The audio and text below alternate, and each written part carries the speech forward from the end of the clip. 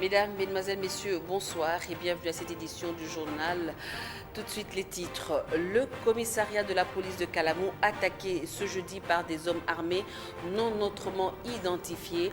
Environ 7 prévenus en garde à vue se seraient évadés. Pendant ce temps, la situation est redevenue normale. Cet assaut a eu lieu à la veille de la commémoration du 57e anniversaire de l'indépendance de la RDC. Visiblement, la fête va se passer dans la méditation et les Congolais attendent le traditionnel discours du chef de l'État, Joseph Kabila, à l'occasion de la fête de l'indépendance. Mesdames, Messieurs, voilà tout pour les titres.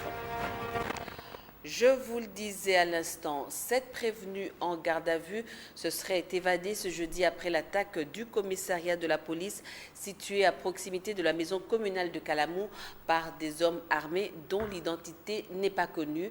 La situation est redevenue normale en début de soirée à la place Victoire. Plusieurs véhicules de force de l'ordre ont été dépêchés sur place pour pacifier la zone. Tous nos efforts pour joindre les autorités de la police ainsi que du gouvernement se sont avérés vains. Cette attaque s'est produite pendant que la RDC s'apprête à commémorer le 57e anniversaire de l'indépendance. La célébration intervient dans un contexte politique caractérisé par la crise politique, sécuritaire et socio-économique grave. Aucune manifestation officielle n'est au rendez-vous. La journée va se passer dans la méditation. Entre-temps, les Congolais attendent le traditionnel discours du président de la République, Joseph Kabila, ce 30 juin.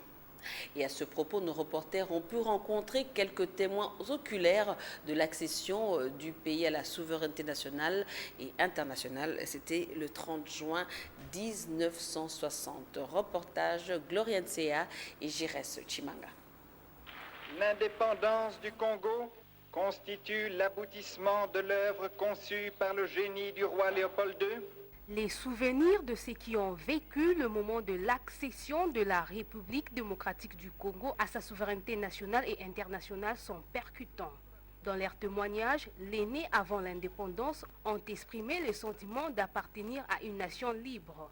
Cette date nous rappelle simplement que nous étions devenus indépendants et nous avons retrouvé notre souveraineté. C'est alors que le pays pouvait avoir un président et les institutions. Puisque autrefois, avant l'indépendance, il y avait les colonialistes qui dirigeaient ce pays.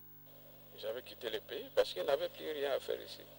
Mais il y avait aussi des administrateurs blancs qui quittaient même le pays en cascade, par Brazzaville. Quand Lumumba avait prononcé son discours. Mais là, j'étais encore trop petit. 57 ans après, tout a changé. L'indépendance, on a gardé quand même fait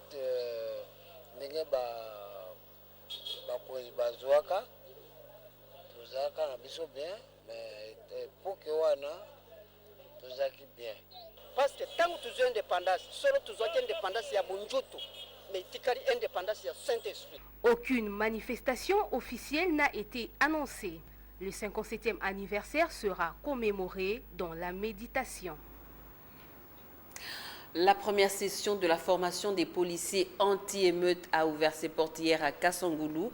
La formation entre dans le cadre de la professionnalisation des forces de l'ordre. Le vice-premier ministre et ministre de l'Intérieur Emmanuel Shadari Ramazani a lancé cette séance de formation avec l'appui de l'Agence japonaise de coopération internationale. Le compte rendu signé Élisée Manfou.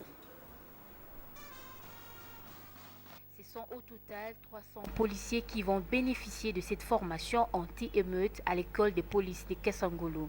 Une formation de 3 mois dispensée par le gouvernement congolais avec l'appui de l'Agence japonaise de coopération internationale. Objectif, renforcer les capacités opérationnelles des différentes unités de la police nationale congolaise. Un accompagnement de la police dans son rôle de maintenir l'ordre public et parer à toute éventualité dans l'accomplissement de ses missions, surtout dans cette période. Et la cérémonie de séjour témoigne de la volonté de son Excellence, Monsieur le Président de la République, chef de l'État, commandant suprême de FARDC et de la police nationale congolaise, de poursuivre la transformation de notre police pour en faire un service efficace au profit de la population, dans le respect des lois et en parfaite conformité avec les normes internationales en la matière. Moderniser la police, c'est assurément la mettre en phase avec les menaces à la sécurité publique. Les formes anciennes et nouvelles de criminalité, de manière à la rendre capable de faire face à toutes les contraintes liées à la protection des personnes et de leurs biens, ainsi qu'à la garantie des droits et libertés des citoyens. Après cette première session de formation, une autre est programmée pour les unités anti-gang et antiterroristes. Autre chose à présent, obsèque d'Étienne Tshisekedi, l'UDPS prend acte du désistement du pouvoir et promet de fixer la date du rapatriement de l'opposant historique.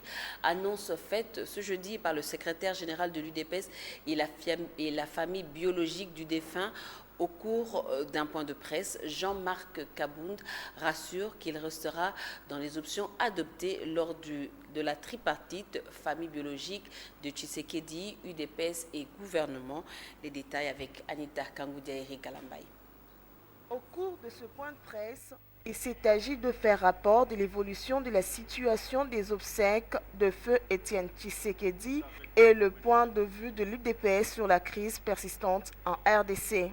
En ce qui concerne les obsèques, l'UDPS déplore qu'après la réalisation du consensus autour des obsèques de Yachichi, l'État congolais n'appose toujours pas sa signature sur ce document pour tout mettre en marche, ce qu'il qualifie de mauvaise foi. L'UDPS et la famille biologique annoncent solennellement qu'elles prennent acte du désistement de l'État congolais dans l'organisation des dites obsèques. Par conséquent, elles décident de rapatrier par leurs propres moyens la dépouille mortelle du président à la date qui sera incessamment communiquée. Cependant, l'UDPS et la famille biologique s'engagent à respecter les compromis trouvés avec l'État congolais sur les palais du peuple comme lieu de l'exposition du corps du président et sur la concession familiale située dans la commune d'Ensélé comme lieu de son inhumation. Autre point abordé autour de cet échange, l'actualité de l'heure. En fait, la non-publication du calendrier global des élections, ainsi que de la cartographie des bureaux d'enrôlement des électeurs, constituent des signaux forts qui mettent en exergue le manœuvre orchestré par M. Nanga pour envoyer les élections au calendrier grec. L'UDPS demande au peuple congolais de s'approprier son destin et de se prendre en charge, quant à la MONUSCO, d'assurer la sécurité des civils conformément à la résolution 2348 du Conseil de sécurité des Nations Unies. Justement, la CENCO et la politisation des obsèques d'Étienne Tshisekedi ont été désignés par le bureau politique de la majorité présidentielle comme des causes profondes de la non-mise en œuvre de l'accord. C'était à l'issue de la réunion de la coalition au pouvoir hier autour de son secrétaire général Aubin Minakou qu'une liste des points qui font obstacle à l'application intégrale de l'accord du 31 décembre ont été dressés. Tandis qu'à l'Union des démocrates africaines originelles, on invite à joindre l'appel des évêques. L'UDA demande au peuple congolais de prendre son destin en main. Dans une déclaration faite ce matin sur le site actualité.cd, le président de cette formation politique, Claudel André Loubaya, s'oppose qu'attendre du pouvoir la tenue des élections, c'est faire preuve d'une naïveté. du processus électoral, clôture hier de l'atelier de formation et de sensibilisation des professionnels des médias au Centre d'information électorale, la signature du code de bonne conduite entre la CENI et les journalistes a sanctionné ces assises de 2 jours axées sur la couverture médiatique en période électorale. Marie-Laure Moulumba et Doudou Kassouba pour le reportage. Les assises sur la formation et la sensibilisation de professionnels de médias se sont clôturées sur une note positive, a souligné le président de la CENI, Corneille Nangaa. Occasion pour les participants de signer le code de bonne conduite. Code qui reprend les stratégies que le journaliste doit avoir pendant cette période électorale. Nous nous engageons aussi à rester ouverts sur toutes les questions liées, bien entendu, à la suite du processus, mais surtout au partenariat que nous avons scellé, ou que nous scellons ce soir. La CENI compte beaucoup sur ces partenariats, en se disant que le travail que nous venons de faire, ou l'atelier qu'on vient d'avoir, fera certainement en sorte que, avant ou après cet atelier, ne soit pas comme avant cet atelier. Nous prenons des engagements sur un certain nombre de choses et nous pensons que le caractère apaisé du processus sera garanti par le vecteur qui est le vôtre, c'est-à-dire les médias. Après le mot de remerciement des professionnels de médias, s'en est suivi la remise d'attestation de participation aux hommes et femmes des médias qui ont pris part à ces assises. Autre chose, arrêté vendredi dernier en marge d'une manifestation à Goma, au Nord Kivu, contre les massacres à l'Est et au Kasaï, les 4 artistes peintres ont été libérés hier après avoir payé une caution. L'arrestation de ces artistes avait provoqué un tollé général. En réaction, les comédiens Ados Ndombasi affirment que c'est la pétition initiée qui a joué pour leur libération. Il est au micro de Kelly Yoka et Jires Chimanga. Libérer nos artistes, tel était le message sur les réseaux sociaux pour exiger la libération de 4 artistes peintres arrêtés à Goma, notamment Mugabo Barreteguera, Benito Mupendi, Cruz Taylor et Précis Numbi. Les initiateurs de la pétition avouent que l'acte a joué un grand rôle.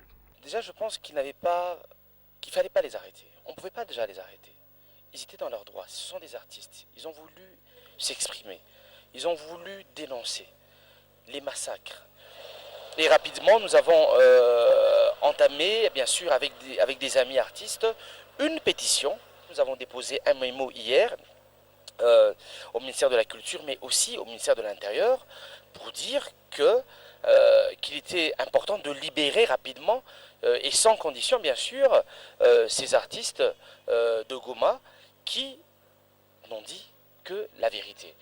Pour lui, un artiste est apolitique dont la mission consiste à dénoncer toutes sortes d'injustices.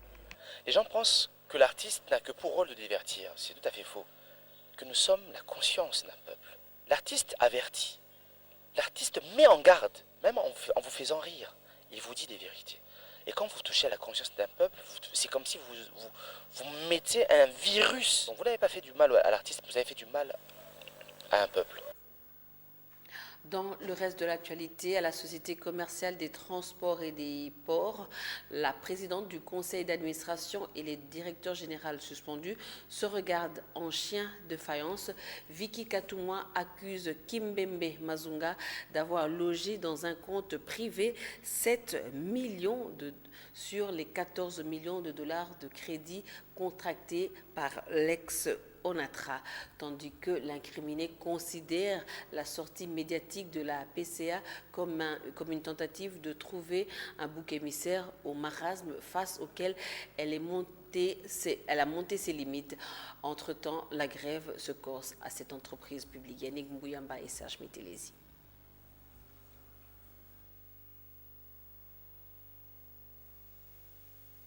La grève à la Société commerciale de transport et ports se radicalisée. Depuis quelques jours, les agents sont montés au créneau. Les bureaux sont vides. Ils revendiquent le paiement de 7 mois d'arriérés de salaire. Le PCA Vicky Katumwa accuse Kimbembe Mazunga, le directeur général suspendu depuis novembre 2016, d'avoir détourné 7 millions de dollars américains destinés à la paye des agents. Dans sa réponse, l'incriminé dit avoir logé les fonds à la BGFI Bank au moment de sa suspension. Pour lui, la présidente du conseil d'administration fait preuve d'une incompétence dans la gestion de l'entreprise. À ce stade, des hommes en uniforme quadrillent le bâtiment administratif de l'ex-ONATRA afin d'éviter de nouvelles tensions. Seuls les fonctionnaires du secrétariat général à l'économie et ceux de l'autorité de l'aviation civile ont accès au bâtiment après avoir montré patte blanche. À l'université de Kinshasa, les gestionnaires des finances sont à l'école du savoir.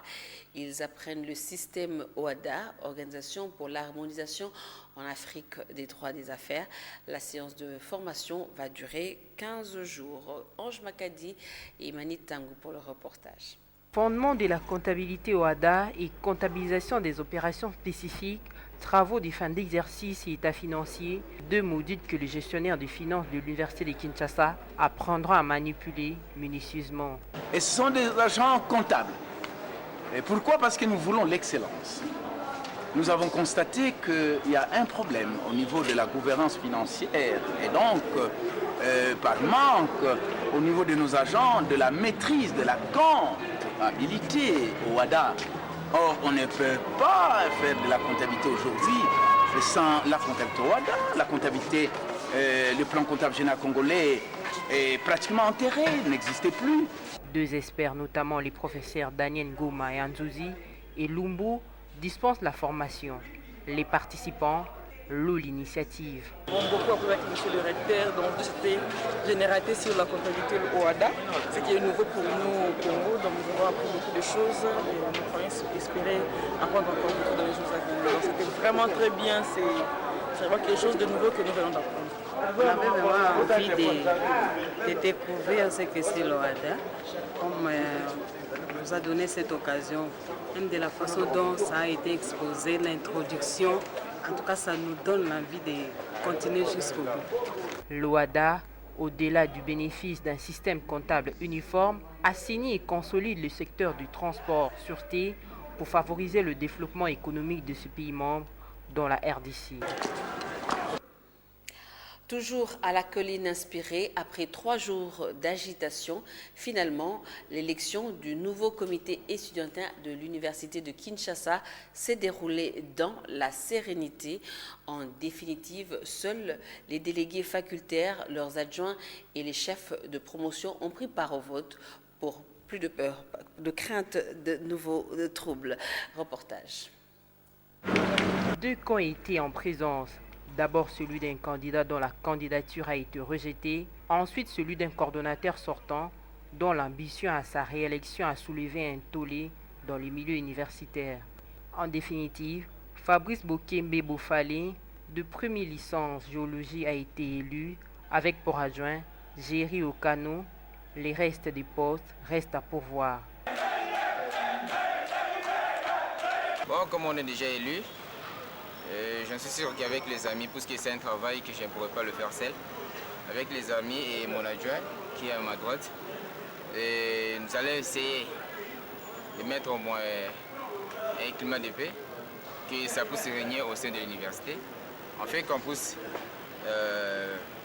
faire les examens calmement et tout ce qui a existé avant, mes gestions et autres choses qui aillent à être déplorées, nous, ensemble avec mon adjoint, on va essayer de corriger cela et nous allons mener l'université de Kinshasa à son top niveau. C'était les cordons élus par les délégués facultaires, ceux qui partaient directement à l'encontre des règlements d'ordre intérieurs. Alors aujourd'hui, les autorités académiques ont eu la conscience de réorganiser les élections pour éviter les troubles sur le site universitaire. C'est pourquoi vous avez vu aujourd'hui, nous avons passé aux élections au nom de tous les CP de l'UNIKIN. Je représente les CP de l'UNIKIN pour dire nous avons donné maintenant notre pouvoir ou bien nous avons légué une portion de notre pouvoir à M. Bofale, qui est maintenant notre cordon légitime. Les maires généraux ont été élus par la même occasion, a remarqué tout de même que sur les 7 candidats à la coordination et leurs 5 adjoints figurait une seule fille. Rideau sur le colloque à l'Institut supérieur pédagogique, les assises appuyées par le Centre Wallonie-Bruxelles et le Centre de recherche d'édition et de diffusion des documents pédagogiques avaient pour but d'immortaliser les œuvres littéraires des scientifiques décédés de cet établissement supérieur. Reportage Yannick Mbouyamba et Jires Chimanga. Comment témoigner et rendre hommage à ces hommes littéraires? Comment cerner les multiples facettes de ces scientifiques pour leur apport dans l'univers de la science et de la littérature? Ce colloque s'est voulu un rendez-vous d'immortalisation d'Émile Dimbo, Tichy Benoît ainsi que Roger Bokeme par leurs œuvres et une série de témoignages. Il s'agit d'une journée d'hommage et mémoire à nos enseignants qui nous ont quittés, qui sont allés de l'au-delà. Une sorte de reconnaissance des œuvres que nos prédécesseurs qui ont enseigné au département des Français et dans d'autres universités, comment ils se sont donnés corps et âme à leurs enseignements, comment ils ont pu laisser des souvenirs à leurs étudiants, à leurs collègues. Bien que décédés, la grandeur de ces auteurs doit être témoignée par des colloques et des conférences afin d'initier les jeunes scientifiques congolais à leur emboîter les pas. Cela encourage également nos jeunes générations. Il faudrait qu'ils sachent que vivre c'est bien, mais lorsqu'on passe dans l'au-delà, ce n'est pas qu'on les oublie, mais il faut laisser de belles œuvres comme les thèses. Nous allons faire un effort pour publier tout ce qu'ils ont écrit en tant que textes, articles, thèses, cours. Nous allons publier et cela va effectivement nous aider à pouvoir davantage parler de ceux qui sont partis. Ce colloque qui se termine ce mercredi permet en outre de relever à la jeune génération ses écrits scientifiques de haute portée. Et ce communiqué de l'Association nationale des entreprises audiovisuelles privées, ANEAP, l'Association nationale des entreprises audiovisuelles privées, ANEAP, en sigle par le biais de son président, tient à informer ses membres que son comité a été reçu en date du 29 juin 2017 par son Excellence Monsieur le ministre de la Communication et des Médias dans son cabinet. Au cours de ces échanges, l'ANEAP a soulevé 2 préoccupations à son Excellence, à savoir, premier point, l'asphyxie dont sont victimes les entreprises audiovisuelles privées de la part des régies financières au sujet des redevances liées à la publicité. Deuxième point, le caractère sélectif au sujet des fréquences fermées ou ayant été contraints de migrer à la TNT contre leur vouloir. En ce qui concerne les tracasseries des régies financières par rapport aux publicités, son Excellence le ministre de la Communication et des Médias a promis de se pencher sur le dossier dans un bref délai et trouver une solution réglementaire. Au sujet du caractère sélectif de la migration des chaînes vers la télévision numérique terrestre, il a été convenu que des séances de travail ad hoc soient organisées par les patrons des entreprises audiovisuelles privées et les techniciens du ministère pour expliquer le bien fondé, les contours et les opportunités qu'offre la migration vers la TNT qui n'exempte personne. En attendant que le comité de l'ANEAP rende public un calendrier relatif à ces séances, il invite ses membres à être sereins et solidaires car non seulement la cause que nous défendons est juste, mais aussi l'oreille de l'autorité de tutelle est attentive à toutes nos préoccupations. Un communiqué signé par Jean-Pierre Kibambi Chintois, président de l'ANEAP, et Simon Malukeni, secrétaire rapporteur. Page noire dans ce journal, l'ASV Club en deuil. Pierre Kazadi Chichi, affectueusement appelé Papa Kazadi, n'est plus. Âgé de 117 ans, le désormais feu président du Conseil des sages de l'association sportive Victoria Club est décédé hier de suite d'une longue maladie. L'une des bourses du V-Club, la mieux garnie, le défunt était président de la Ligue de football de Kinshasa en 1984. Passionné du football, le cœur et le sang de Papa Kazadi étaient à l'ASV Club. Commentaire Paul Kazozo dans ce reportage. Pierre Kazadi Chichichi, comme il m'a appelé Papa Kazadi, au moment de sa mort, il était le président du Conseil suprême de V-Club, c'est-à-dire les conseils de sages de l'Empire vert et noir. À ce titre, c'est un baobab qui vient de s'écrouler. Pierre Kazadi était l'arbre au grand ombrage où se retrouvaient les V-Clubiens au moment de tempête, voire en période de joie. Moment de joie, comme par exemple un certain dimanche de 2009, quand V-Club venait de divorcer d'avec le délit Commandant Pembe, avec un certain Yemouni dans ses rangs, Yemouni le colonisateur indiqué et porteur de deuil au fil des matchs pendant plusieurs années dans la famille vert et noir. Le divorce était arrivé sur une reprise du pied gauche de Bachi Chimozola Dianelka, un ancien du Derrick Commandant Pembe. Fini donc l'hégémonie vert et blanc. Et pour bien faire la fête, tout V-Club avait pris rendez-vous chez le patriarche Pierre Kazadi Chichichi. Tout un adversaire dans la mission habituelle. Longtemps, gagner sur Bissoté. Je vais gagner dans le monde. Comme aussi dans le Vous l'avez bien compris. Si V-Club, selon les observateurs, est étiqueté depuis toujours comme de Banambongo, c'est surtout grâce à toutes ces personnes aux bourses bien profondes et bien garnies, comme le fut Pierre Kazadi Chichichi. Il s'en est allé à Patresse, il a été au service du football quinois et surtout de V-Club. Aussi lui doit-on des hommages dignes de son rang. Voilà, j'ai peut-être massacré le nom tout à l'heure, c'est Pierre Kazadi Chichichi. Voilà, c'est ça. Mesdames, Messieurs, c'est la fin de cette édition du journal. Vous suivrez juste après ce journal la revue presse dans une sélection d'Hermione Yanvou. Mesdames, Messieurs, voilà.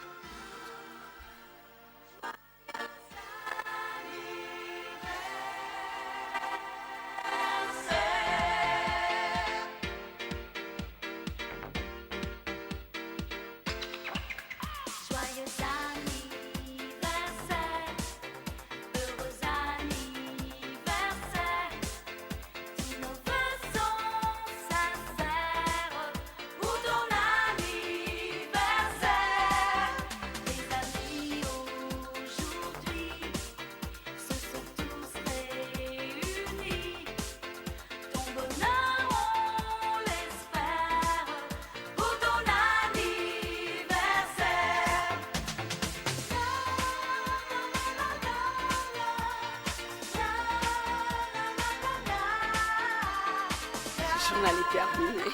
Merci. C'est pas vrai. C'est pas vrai.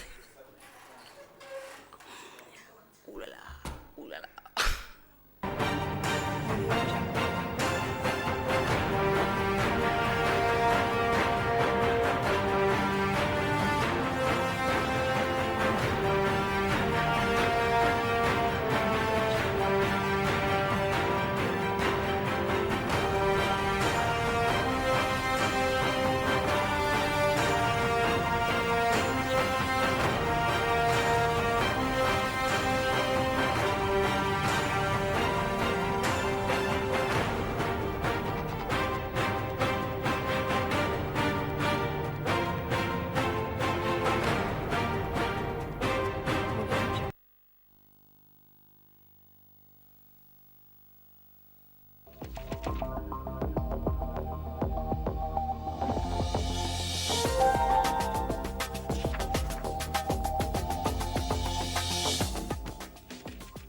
La revue de presse de cet avant-dernier jour du mois de juin s'ouvre avec le courrier de Kinshasa.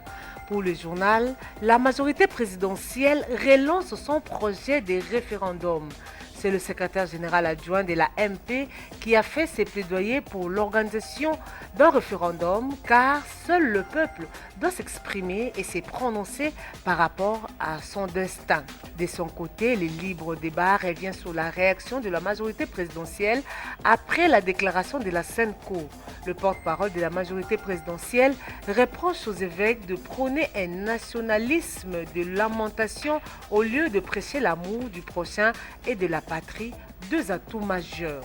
La Manchette estime pour sa part que la Senco a lancé une campagne de sensibilisation pour des manifestations pacifiques, cela dans le but d'éveiller la conscience de la population et de l'amener à se prendre en charge à travers des manifestations pacifiques. Mais l'avenir estime que la majorité présidentielle renvoie la Senco à sa mission évangélisatrice, car elle est appelée à jouer adéquatement son rôle spirituel par la diffusion de messages de paix à l'endroit de la population. Forum des As fait une analyse sur l'Église catholique en République démocratique du Congo. Elle est seule force sociale structurée qui soit présente dans tout le pays, y compris dans le coin perdu et inaccessible du très vaste territoire congolais. Le phare braque ses projecteurs sur la date du 30 juin et estime que 57 ans après, l'hymne national est trahi. Pour le journal, les Congolais ont bâti un enfer à la place d'un pays plus beau qu'avant. Selon l'analyse du journal, ces pays qui avaient le même niveau de développement que certains États comme le Canada, l'Afrique du Sud, la Corée du Sud et autres, est tombé très bas alors qu'ils regorgent toujours d'immenses et variées ressources naturelles dont certaines ne se trouvent nulle part ailleurs sur la planète Terre. Et puis cette information publiée par Forum des As, la dynamique de la société civile pour le renouveau et le développement de la province du Kwilu interpelle le vice-premier ministre de l'Intérieur. La dynamique a fait état de la mauvaise gouvernance de la province du Kwilu. Celle-ci serait caractérisée par la gestion partisane et individualiste du gouverneur qui n'écoute ni n'associe personne. Chutons dans cette revue de presse par la caricature du même journal. V-Club, voilà, tu as tout ce qu'il te faut. Tu n'as pas droit à l'erreur. Ce maghrébin doit être crucifié ici, ok?